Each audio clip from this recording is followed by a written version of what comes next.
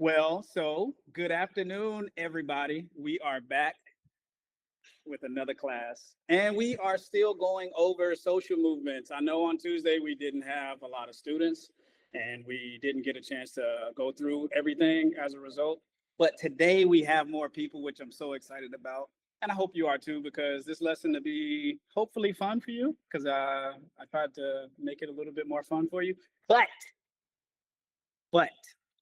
today is the day that you all get a chance to speak. I hope you will speak. I'm not going to force you to. I'm going to tell you that now. I'm not going to force you to, but I will hope you to, because this is something that I would love to know your thoughts on. Plus, you all are super freaking smart, and I love listening to you all talk. I don't like having to talk the whole class. So, in the honor of Black History Month, which I'm sure everyone knows, it is February Black History Month. What we're going to do, I don't know if you all did the reading from Tuesday, but I put it in this slide. So if you see the finger here where it says to click, I'm going to give you all time to read this case study about the Montgomery bus boycott. Okay. And as you read, I want you to look down here at these questions right here and keep these questions in mind, because I want us to have a conversation after the reading. Okay. Just by simply not following one simple rule, it meant a lot to them. It's almost like as equal as killing a person nowadays, because they take it like so into heart, because white privilege and things like that, they used to take it so much. And her, just by simply being Black, it could have meant so much to the white people and the white men, and they could have taken her and looked into her family's history and would have made it harder to get jobs. Enough as it is, it was hard enough, and it could have been harder now after taking all those risks. Yes. See, this is, hey, from now on, this is how we need to do class. Y'all are scholars. Okay, I'll pose another question. Okay, so how did the Ku Klux Klan show resistance during this movement? Now that everyone's out and Martin Luther King and everyone's involved, how did they show resistance? Can anybody remember? Um, they were they went in like groups and like trying to scare the the Black people that are like near. That's how they kind of tried showing resistance, like just trying to like scare them away, basically. That's what I saw, or what I read. Yes, that's exactly what happened. But did you see how they responded? Because normally they would just go in the house and be afraid. But now they say, you know what, we won't run. And then you see what the outcome was. The KKK end up going home. So yes, excellent point. Now, Brianna says, I agree with Marcella, was saying because she refused to give up her seat because of her feet was hurting and she got arrested. Rosa was fighting for her belief. Yes. Just imagine, think about that. Think about this. Let's all go back to the 1950s. Imagine you work all day and you're standing all day. And the only thing you want to do is sit down. That's it. I don't want to do anything but just get on the bus. I want to go home. I want to take my shoes off, rub my feet, have some dinner, and get some rest. That's a normal, realistic thing that everybody would want. But then imagine the moment you sit down for the first time on the bus, and here comes someone saying, "Hey, get up," and you're like, "How would you feel? Tell me, how would you feel? Let's put ourselves in Rosa Parks' shoes. Imagine you're Rosa Parks. How would you feel in that moment? I'm tired. My feet hurt. I just want to rest, enjoy this ride home in silence, and just go home and eat." Brianna says, tired, mad, exhausted. Yes. Anybody else? Yeah, I feel like I'm just trying to go home. That's it. I just want to go home. Angry and fed up. Yes. You see, this is what I'm saying. Put yourself in the mind of what people had to go through during these movements, because it starts to make you question whether or not, some things were legal, but was it fair? So, yes. Now, quick question for you all. Was this a reformative, revolutionary, or resistance movement? I would say revolutionary Okay, how? because they were fighting for what they believe in. Okay. And they were trying to make changes for the government and trying to prove why they should do that. Why they should fix the seating arrangement and why it shouldn't matter for anybody. Because we're all even at the end of the day. We're all equal. That's true. That's true. Anyone else want to add in? Was Rosa Parks breaking the law or was she doing the right thing? Think about it as a whole. Go ahead, Peyton. Honestly, I think that she was breaking the law, but at the same time, she was doing the right thing. She was breaking the law for the right reason. Okay, I like that answer. She was breaking the law for the right reason. Yes, Brianna. Remember segregation had laws. You know, there were segregation laws where if you were a certain color, you had to go to certain schools, you had to drink in certain places, you had to eat in certain places, you had to be only in certain places that was meant for you. These were actual laws that people had to abide by during this time. And this is the moment that changed everything. So, was she breaking the law? If you look at us now, what would you think? If you're a person of color, what would you think? I feel like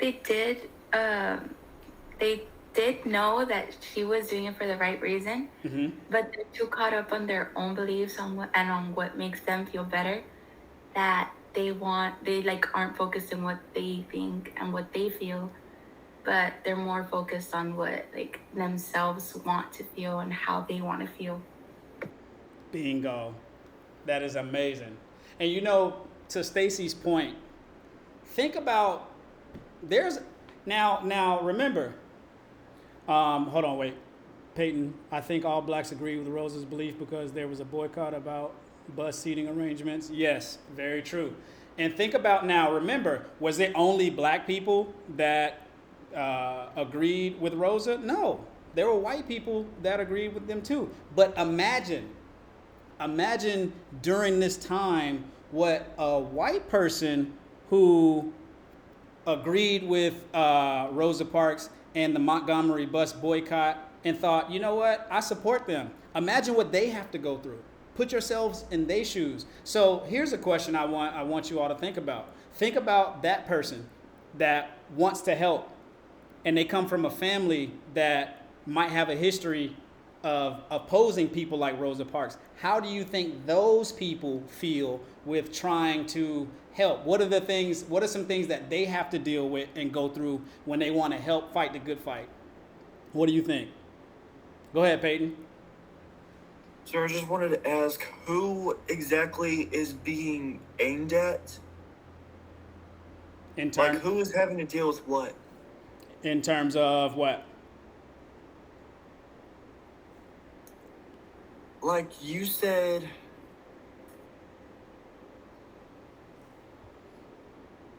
what would they have to deal with? Yeah, that's what I'm asking is think about the person the white person who agreed with the Montgomery bus boycott. They supported it. Imagine what they have to go through with being on the side that they feel is right. Just imagine what they feel like. And Stacey says they might get discriminated against. Yes. They might get discriminated against. They might run a risk of losing their families. They might run a risk of losing their friendships. There's so many things that other people have to deal with, whether you support it or whether you oppose it. So they could lose a lot. Yes, Brianna, they could lose everything. This is why this is such a important moment in U.S. history, is because on either side, you can lose it all. And that can be the end of it all. And then now we're in a world that none of us like. Here's what I want you to do. You are going to be on your own team, right? We're going to have Group A and Group B, all right? And you are going to be fighting for social change as high school students. But what you're proposing is this right here, that no teacher can assign more than 30 minutes of homework per night, all right? That's what the proposal is. This is the social movement. We're pushing for HEM, Homework Equity Movement, okay? Now, the movement is going to argue that students are overwhelmed, mental health is suffering because of the homework. Students need more time for sleep and family and their jobs and things that they love to do, and being creative and things like that. And show that too much homework doesn't really prove anything. Okay? Now, here's what's going to happen. Group A is going to support the movement. All right? You believe that the law is necessary. Okay? And what I want you to do is explain why the movement is needed and identify the positive outcomes. If we pass this law, this is what's going to happen. All right? Now, I put some helpful questions that'll help you answer or explain and identify. Okay? Now, read these questions, and when you go through with your group, just answer those 2 questions, and then when we come back, we'll talk. Now, Group B, you are going to oppose the movement. You believe that this should not be passed, and what I want you to do is develop a counter argument. Okay?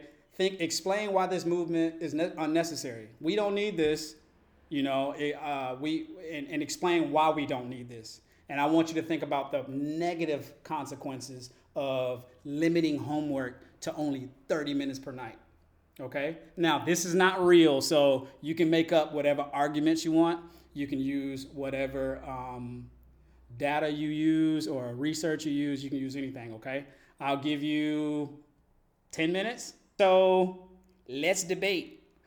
I'll give you 2 minutes, but if I know we ran out of time with the power going out. So Group A, I'll let you be on the clock. And somebody from Group B, please take notes. Just jot down real quick notes of what they're saying. You can put them in the chat. You don't have to do anything crazy. Okay? Somebody from Group A, are you ready? Sure, I guess I can start. And something that we believe that is the reason for limiting to 30 minutes is because the students have other things to do other than schoolwork. And sometimes the school does not understand that students have a life outside of their classrooms that prevents them from doing the work that they are requiring. But this is that they do outside of the classroom are as equally as important as those activities that they are required to perform for the school. Nice. Okay, well, that was quick and easy. Group B. I'll give you the last remaining minute and 21 to drive this home and tell us why we should not be passing this law. So from someone from Group B, please step up. And someone from Group A, if you can, take quick notes. Just jot down some quick notes from what is being presented. Stacy, madam, you have the floor. Go ahead. I want to be completely honest. I misconstructed it all. I thought it was that we were going against, fitting that, Yes. 30 minutes. Yes, you are. No, but I thought we were going to No, that's right. That's exactly right. That's what you're doing.